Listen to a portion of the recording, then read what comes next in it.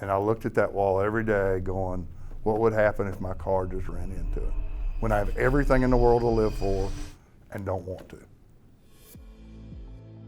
I went to school in the mid-70s, party school in the country, and I participated fully. I went to law school. I did really well in law school. Obviously, I got a job with the best firm in the state. Really proud of that, and really proud of the fact that through the last 43 years, I've kept that job. But throughout that, I was drinking every day. It was under control for a long, long time. It wasn't that I was drinking a whole lot every day, but I was drinking some every day. I didn't know how to juggle everything that was in my life in a way that was productive. And as I've learned over the years, the stress of being a lawyer is significant. And the stress of being a lawyer when you have a family, and the stress of being a lawyer when you have a family and you're trying to keep all the plates spinning from a drinking career, makes it even more difficult. My life became unbearable. I was sitting with a family that really looked good, kids that were being successful, a wife that was wonderful, a big house, cars, the best job around, and I was miserable. I picture one time sitting in my kitchen, my then wife and 3 kids in the room with me, feeling completely alone, and just sitting there wanting to cry, because with all that sitting there with me, what was it? It didn't mean anything to me because I had lost myself so badly. The exhaustion of trying to keep up what I should be doing with what I was doing, which was drinking on the way home every day, which was drinking until I passed out every night, which was every Saturday morning trying to figure out when can I open my first beer. I didn't do anything without drinking. All the people around me who loved me and would have helped me had I asked, didn't and couldn't because I didn't. So blessed. My father got sober a year after I did. And I heard him hundreds of times say the most important thing he learned when he got in recovery was to ask for and to accept help. I knew about people getting in recovery, I knew about people getting in help, but I didn't know anybody who ever had. But I did know who the executive director of Wolfe Street was. I opened up a fortune cookie, and it said, "Your courage will bring you honor." And it's hard because that fortune is still taped on my computer monitor, has been there since then. And I knew at that time that I would never drink again. That was the voice that told me, you'll never drink again. In the middle of as sad a period of my life as I could be. And the funny thing was, I called my then wife and I said, can I come home? Everything's changed. And she said, sure. And I went home and I said, everything's changed, but I had beer on my breath. And so I couldn't really expect her to understand that. And so I got up the next morning and I called Wolfe Street and I said, I think I got a problem. And the then executive director kind of chuckled and she said, yeah, I've been waiting for you to call. And so I went down there and I went to a meeting and I learned what recovery was about. And I said I was an alcoholic that first time. There were 2 guys there and I had absolutely nothing in common with these guys, except when I heard them talk about what happened with them and where they had been and where they were, I knew I'd found home. I knew I'd found people who knew what I was feeling like, who understood my pain and my isolation. I had found my people. Before that meeting, I had nobody that I could express those feelings to. I had nobody that I felt comfortable saying, I'm just sad all the time. I don't want to live. I don't feel like I have anything to live for. I will never forget where I was sitting, what I was feeling, and how eerie it was that day that I had my last drink. So early in recovery, I was still learning how to, as we say, adult. I got involved with the Judges and Lawyers Assistance Program early on. I was brought into it to help. It has been one of the most rewarding things I've done the last 22 years that I've been associated with that organization. But I also got involved in Wolfe Street. And as most people can tell, that's where my passion lies.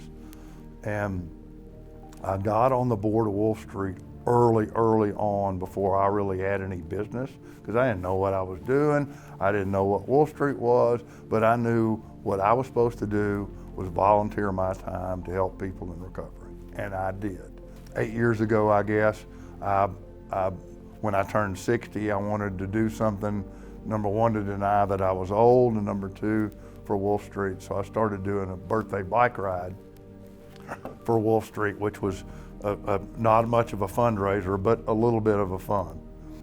In 2020, right as COVID hit, we got in the middle of how in the world is Wolfe Street going to survive when what Wolfe Street was then was people coming to gather for recovery, and nobody could gather then. At that time, the concept of peer support recovery was just becoming part of the discussion in the recovery community.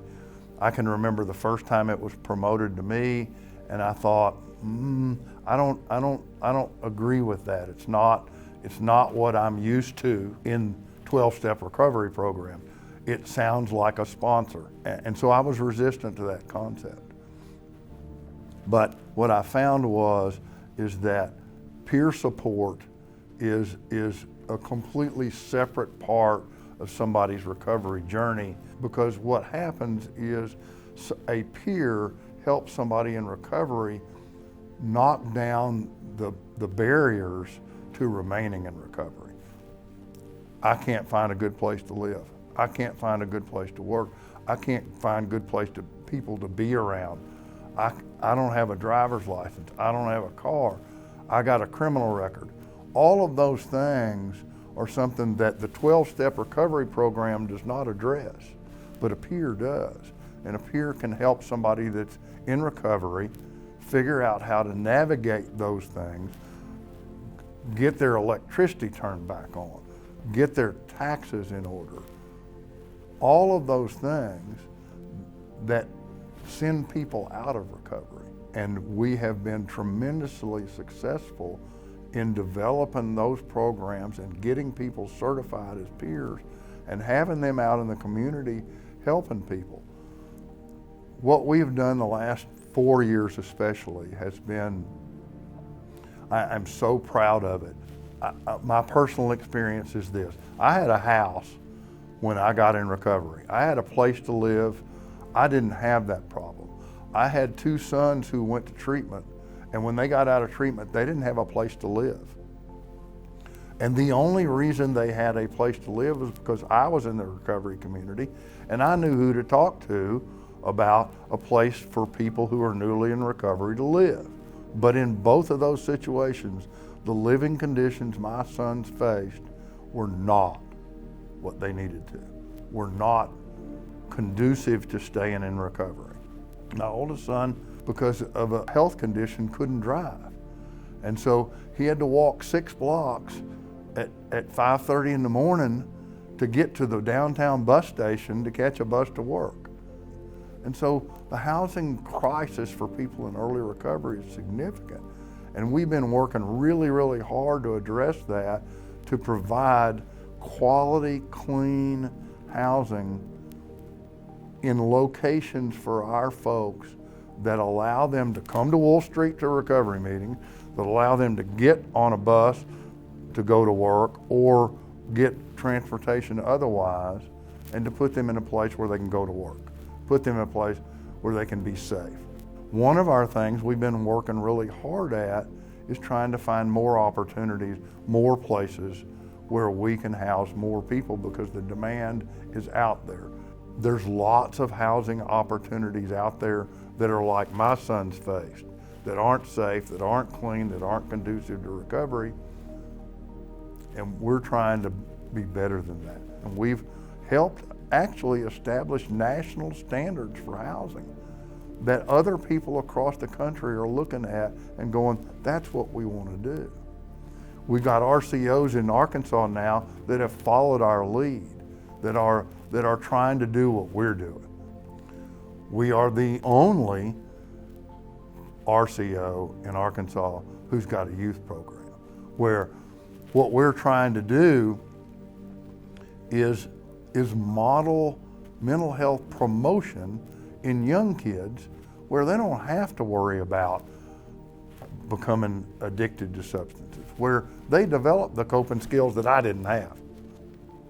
I love that what we're doing at Wolfe Street, especially in the youth program, is not dealing with recovery from substance abuse. It is, how do I live my life in a way where I'm happy, joyous, and free? Because that's what everybody wants.